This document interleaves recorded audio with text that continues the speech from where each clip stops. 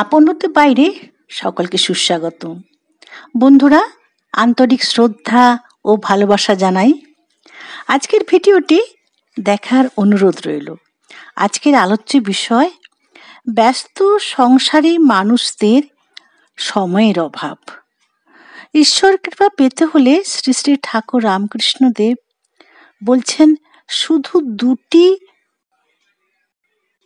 করো, দুবার এটি করতে বলেছেন। শ্রী ঠাকুর বলছেন সংসারে অধিকাংশ মানুষ সবাইয়ের পেটের চিন্তা, সব পেটের জন্য দৌড়াচ্ছে। কলিতে অন্নগত প্রাণ, সবাই ব্যস্ত। এই বলে তিনি একটি সুন্দর কাহিনী শোনালেন ভক্তদের, আর বললেন ঈশ্বরের জন্য ব্যাকুল হতে হয়। কি সেই কাহিনী? বন্ধুরা, ভিডিওটি পুরোপুরি দেখার অনুরোধ রইল। আর লাইক, শেয়ার, কমেন্ট, সাবস্ক্রাইব করবেন। যারা নতুন তারা সাবস্ক্রাইব করে বন্ধুদের শেয়ার করবেন, আর যাতে তারা ভিডিওটি দেখে উপকৃত হয়। একবার শ্রী ভগবান নারায়ণের প্রিয়তম ভক্ত নারদ খুব অহংকার করে নারায়ণের কাছে এসে বললেন, ঠাকুর, আমি তো নিরন্তর নারায়ণ নারায়ণ করছি। আমার মতো এত বড় ভক্ত এই ত্রিলোকে একটাও নেই। শ্রী ভগবান মনে মনে হাসলেন। দর্পহারী মধুসূদন কারো দর্প অহংকার রাখেন না। তখন শ্রী ভগবান বললেন, তুমি আমার প্রিয় ভক্ত ঠিকই, কিন্তু বড় ভক্ত নয়। মর্তে এক চাষি জমিতে চাষ করে, ফসল ফলিয়ে অন্যের সংস্থান করে, দুবেলা দুটো পেটের জন্য। সকাল থেকে সন্ধে উদয়াস্ত সে জমিতে পরিশ্রম করে ফসল ফলাচ্ছে। আমি দেখেছি সে পৃথিবীতে নিঃসন্দেহে বড় ভক্ত। নারদ ভাবলেন, দেখি তো গিয়ে কেমন সে বড় ভক্ত। এই ভাবনা নিয়ে মর্তে গিয়ে দেখলেন সেই চাষি খুব ভোরে উঠে একবার ভগবানের নাম স্মরণ করে বাড়ি থেকে খেয়ে দিয়ে বেরিয়ে যায়। সকাল গড়িয়ে দুপুর হলে একটু গাছের তলায় জিরোয়, ভগবানের নাম নেয় একবার। আবার দুপুর গড়িয়ে সন্ধে হলে মাঠ থেকে ফিরে আসার সময় একবার ভগবানের নাম নেয়। আর রাত্রিতে খেয়ে দিয়ে ক্লান্ত চাষি যখন বিছানায় শুতে যায়, ঘুমানোর আগে আরেকবার ভগবানের নাম নেয়। সারাদিনে 4 বার ভগবানের নাম করেন। নারদ ভাবলেন, কি আশ্চর্য, আমি তো নিরন্তর নারায়ণ নারায়ণ করে শ্রী ভগবানের নাম গুণগান করছি, আর ওই চাষি সে তো সারাদিনে মাত্র 4 বার ভগবানের নাম নেয়, তবে কেমন করে বড় ভক্ত হলো? নারদ ফিরে এলে অন্তর্যামী শ্রী ভগবান নারদকে বললেন, তোমাকে একটু কাজ করে দিতে হবে। আমার খুব মাথার যন্ত্রণা হয়েছে। তোমাকে স্বর্গে গিয়ে ইন্দ্ররাজের কাছ থেকে 1 বাটি তেল এনে দিতে হবে। সেই তেল আমার যন্ত্রণার উপশম হবে। কিন্তু সাবধান, সেই তেল বাটির কানায় কানায় ভর্তি থাকবে, 1 ফোঁটাও যেন আসার সময় পড়ে না যায়। তবেই সে তেলে আমার মাথার যন্ত্রণার উপশম হবে। নারদ বললেন, প্রভু, এ এমন কি আর কঠিন কাজ?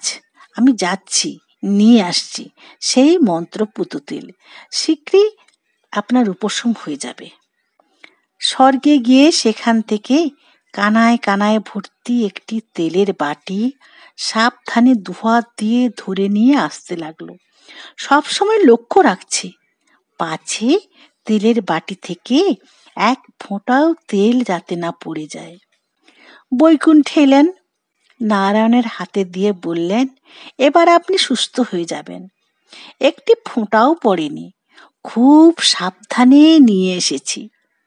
শ্রী ভগবান তখন জিজ্ঞেস করলেন, এই যে তুমি নিয়ে এলে, সারা পথে তুমি আমার নাম করেছিলে? নারদ বললেন, তার অবকাশ কোথায় প্রভু? আমাকে তো বাটি ভর্তি তেলের দিকে লক্ষ্য রাখতে হয়েছে। তখন শ্রী ভগবান বললেন, তুমি একবারও আমার নাম করনি?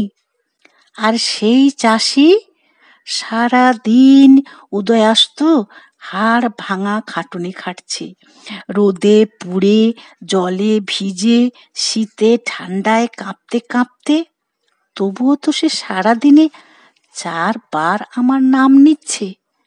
আর তুমি একটা তেলের বাটি নিয়ে আসতে গিয়ে বলছো আমার অবসর কোথায় প্রভু? আপনার নাম কি করে করব? তখন নারদ অধোবদনে রইলেন, কিছুই বলতে পারলেন না। এভাবেই অহংকার চূর্ণ হলো। সুতরাং ঠাকুর শ্রীরামকৃষ্ণদেব বুঝতেন, সংসারীদের মাথায় বিস্মন পাথর চাপানো আছে, তবু যাতে সেই কষ্টের মধ্যে ঈশ্বরের জন্য মন ব্যাকুল হয়, একটু স্মরণ মনন করতে পারে, তাই ছিল তার লক্ষ্য। সবসময় ছিল সমবেদনাবোধ।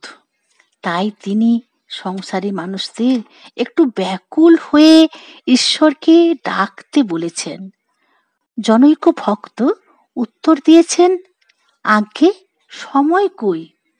ঠাকুর বললেন, যাদের সময় আছে তারা ধ্যান ভজন করবে, আর যারা একান্ত পারবে না তাদের দিলেন সহজ উপায়।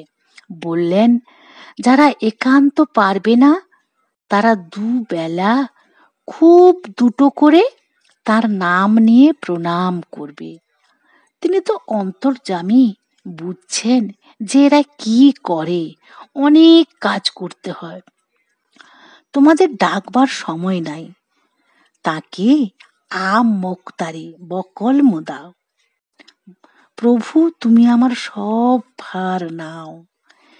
বিল্লির ছাড় স্বভাব, সব নির্ভর, কি করবে কিছুই জানে না, কোথায় যাবে।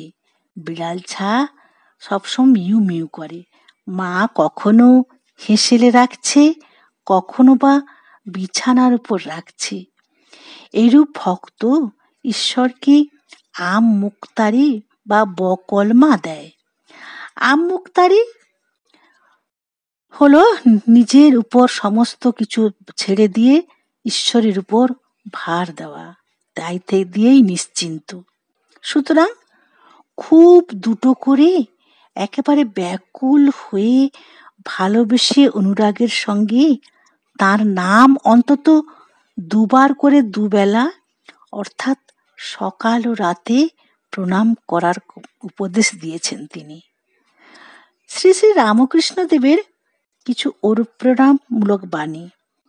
যত এগোবে ততই দেখবে তিনি সব হয়েছেন, তিনি সব করছেন, তিনি গুরু, তিনি ইষ্ট, তিনি জ্ঞান ভক্তি সব দিচ্ছেন। ঈশ্বরে কিসে ভক্তি হয় এই চেষ্টা করো। ভক্তি লাভের জন্য মানুষ হয়ে জন্মেছ, বাগানে আম খেতে এসেছ। কত হাজার ডাল, কত লক্ষ পাতা, এসব খবরে কাজ কি? জন্ম জন্মান্তরে খবর। গীতায় আছে, মৃত্যুর সময় যে যা চিন্তা করে দেহত্যাগ করবে, তার সেই ভাব লয়ে জন্মগ্রহণ করতে হবে। হরিণ চিন্তা করে করে ভরত রাজার হরিণ জন্ম হয়েছিল। যে আন্তরিক ঈশ্বরকে ডাকবে তার এখানে আসতেই হবে, আসতেই হবে। বাপ মাকে ফাঁকি দিয়ে যে ধর্ম করবে তার ছাই হবে। মা বাপ কি কম গা? মানুষের অনেকগুলি ঋণ আছে, পিতৃঋণ, মাতৃঋণ, দেব ঋণ, ঋষি ঋণ, আবার পরিবারের সম্বন্ধেও ঋণ আছে। প্রতিপালন করতে হবে। সত্যি হলে মরবার পরেও তার জন্য কিছু সংস্থান করে রাখতে হয়। বন্ধুরা, সকলেই ঠাকুরের কৃপায় ভালো থাকুন ও সুস্থ থাকুন, সুন্দর থাকুন, এই কামনা করে ঈশ্বরের